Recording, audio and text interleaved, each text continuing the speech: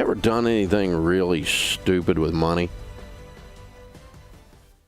If you have, that makes you over 12. Almost all of us have. My wife Sharon and I started off with nothing when we first got married. Most people do, I think. And I started buying and selling real estate, and I got rich. By the time I was 26, I was a millionaire, making $250,000 a year. But I had done stupid. I borrowed too much money. Bank got sold to another bank, and some guy in another city looked down and said, there's a kid 26 years old, owes us millions of dollars. Let's limit this relationship, which is banker talk for ruin his life. They called our notes, and we spent the next 2.5 years of our life losing everything we owned. We were sued, we were foreclosed on, and finally we were bankrupt. I do everything backwards. I met God on the way up when I was becoming wealthy. Most people meet him at a point of crisis. I met him on the way up. I got to know him on the way down.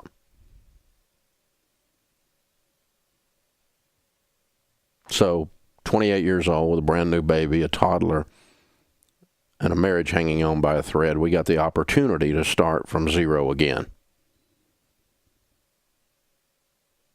Only I had to figure out how money works.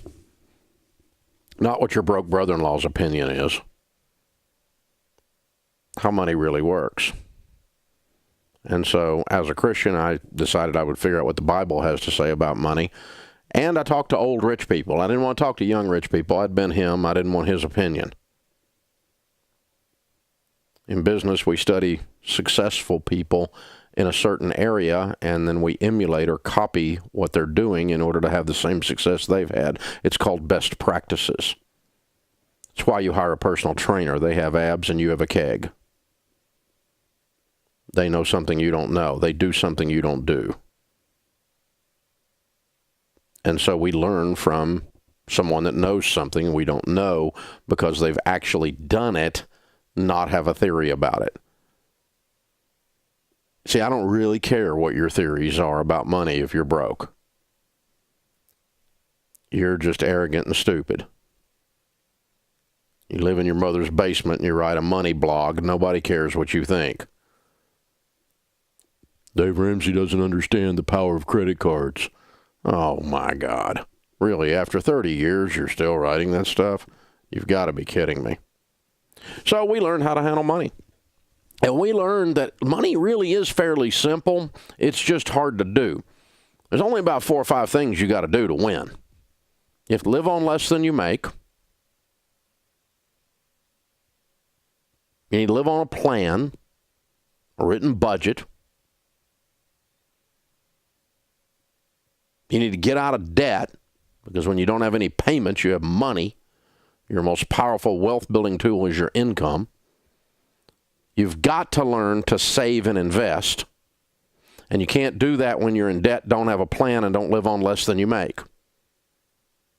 You know why people don't put money in their 401k and their Roth IRAs? Because they don't have any money, because it's all going out the door in stupid butt car payments, and Sally Mae's got her own bedroom at your house because she's lived there for so long. This is pretty simple stuff, guys. It may be primitive. It may be easy to understand, but it is very hard to do because it has everything to do with you changing your heart and the way you function and the way you live your life, and you live like no one else so that later you can live and give like no one else, because that's the last one. There's a high correlation in all of our data between people who win with money and those that are generous. Generosity is a key element in people who end up winning with money. And it's pretty simple. It's because generous people are attractive, selfish people aren't. They're ugly. Attractive people seem to get more opportunities in life. Would you agree? We all want to help someone who's attractive. I'm not talking about physically attractive, but they're likable. The person that holds the door for you versus the one that cusses you for doing it. One that helps you pick up your groceries when they're rolling around the parking lot because the bottom fell out of your bag. That's a generous person. They might be a person who gives you some money because you're broke. You don't have money for food, or you're going through a hard time and they help you out. There's a high correlation between generosity and financial success. And it's not that financial success allows people to be generous. It's that generosity causes people to be people that are lovable, likable, more than selfish people. And they have a tendency to prosper. It's a pretty easy formula, really, if you think about it. And when you're out of debt, but Ramsey doesn't understand the power of credit cards. Yeah, I do. I've watched the power of credit cards destroy people's lives for years. I absolutely understand the power of a credit card. And I've watched stupid people write clickbait articles about me and other people saying how to use a credit card, the proper way to use a credit card, and credit cards are good for reward points. Yeah, I've never met a millionaire that said, Dave, you know, I made all my money with airline miles. Dave, those Discover points put me over the top. That was my breakthrough financial moment. Never met a single millionaire, and I've met with thousands of millionaires. Never met one that said that. They all say, I can't believe people fall for credit card debt.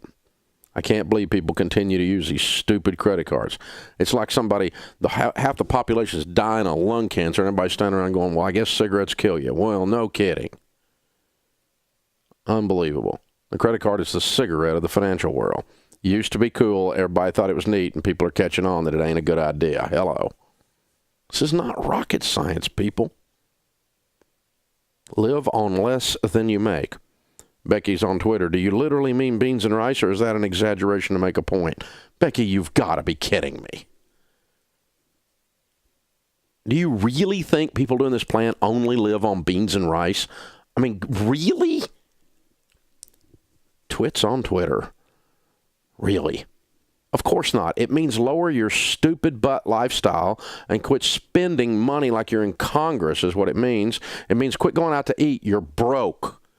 It means quit buying the most expensive thing at Whole Paycheck over there and get your dadgum coupons out and have a meal plan and actually cook from scratch because it saves money.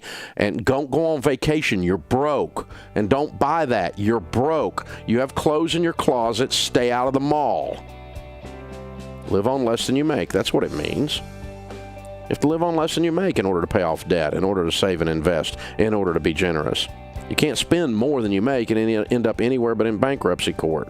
And people are doing it every day, everywhere. See, this stuff we teach here, folks, is not hard to understand. It's very hard to actually go and do it. This is the Dave Ramsey Show.